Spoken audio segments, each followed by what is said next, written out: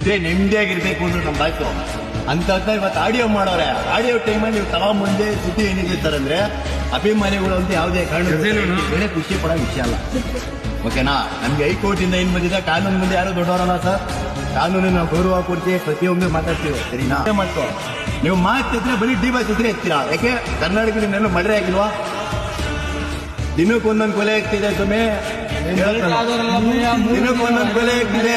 ಕೊಲೆ ಆದವ್ರಿಗೆಲ್ಲ ಶಿಕ್ಷೆ ಕೊಡ್ಸಿದ್ದೀರಾ? ನನ್ ಕೇಳ ಸುಮ್ಮನೆ, ಕೊಲೆ ಆದವ್ರಿಗೆಲ್ಲ ನೀವು ಶಿಕ್ಷೆ ಕೊಡ್ಸಿದ್ದೀರಾ? ಒಂದೇ ಹೆಸರು ಬಿಡುಗರು ಮಾತಿದ್ರೆ ಡಿಬಾಸ್, ಏನಿದ್ರೆ ಮಾತಿದ್ರೆ ಡಿಬಾಸ್. ಯಾರ ಹೆಸರು ಇಲ್ವಾ? ಧರ್ಮಸ್ಥಳ ಅಷ್ಟೊಂದು ಕೊಲೆ ಆಯ್ತಂದ್ರೆ ಸುಮ್ಮನೆ.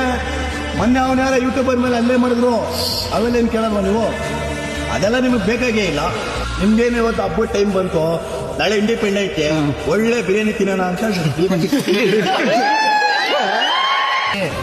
ಪ್ರಪಂಚ ಅಷ್ಟೊಂದು ಕೊಲೆ ಆಗೈತೆ. ಅವನ್ನೆಲ್ಲ ಬಿಟ್ಟಿಲ್ಲ ಕೇಳ ಗವರ್ನರ್ ನೋಡಿಗಳವ್ರೆ ಕೇಳೋದು, ಅವರೆಲ್ಲ ಕೊಲೆ ಬಿಡ್ಮ ನೀವು ಆಚೆ ನಿಮ್ದೇ ಓಡಾಡ್ಕೊಂಡವ್ರೆ. ಇವ್ರಿಗೆ ಮಾತ್ರ ಯಾಕೆ ಸರ್ ಇಷ್ಟೊಂದನ್ನೇ ಮಾಡ್ತಿದ್ದೀರಾ? ಯಾಕೆ ಬಡವ್ರ ಮಾತ್ರ ಬೆಳೆಯೋದೇ ಕಷ್ಟನಾ? ಮೊನ್ನೆ ನೋಡಿದ್ರೆ ನಮ್ದು ವಿಷ್ಣು ಸರ್ ಸಮಾಧಿ ಹೊಡೆದಿದ್ದೀರಾ ಸರ್ಕಾರದಿಂದ. 2 ದಿನ ನ್ಯೂಸ್ 35 ವರ್ಷ ಸರ್, 35 ವರ್ಷ ಸರ್ವಿಸ್ ಮಾಡ್ತೀನಿ.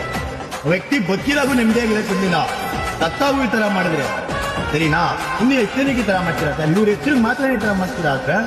ಈಗ ನೋಡಿ, ಸ್ಟಾರ್ಟಿಂಗು ವಿಷ್ಣುವರ್ಧನ್ ತಗೊಂಡ್ರು ಸರಿ ಸರ್, ಅವ್ರಿಗೆ ತುಂಬಾನೇ ಅವಮಾನ ಮಾಡಿದ್ರು. ಲಾಸ್ಟಲ್ಲಿ ಏನ್ ಮಾಡಿದ್ರು, ಸಮಾಧಿ ಕೂಡ ಇದ್ದಂಗೆ ಮಾಡಿದ್ರು. ಇವಾಗ ಅಭಿಮಾನಿಗಳು ಅದು ಬೇಜಾರು ಮಾಡಿದ್ರು ಸರಿನಾ? ಇವಾಗ ಅಭಿಮಾನಿಗಳೇನೋ ಒಂದ್ ಕಡೆ ಡಿಬಾಸ್ ಇಂದ ಬರ್ತಾವ್ರೆ, ಇಲ್ಲೂ ನೆಮ್ಮದಿ ಇಲ್ದಂಗೆ ಮಾಡ್ತಾವ್ರೆ. ನಮ್ಮ ಬಾಸ್ ಅಧಿಕಾರ ಸರ್ ಒಪ್ಪನಾಗೆ ಅವ್ನ ಅಮ್ಮನಿದ್ರೆ ನೆಮ್ಮದಿಯಾಗಿರ್ಬೇಕು.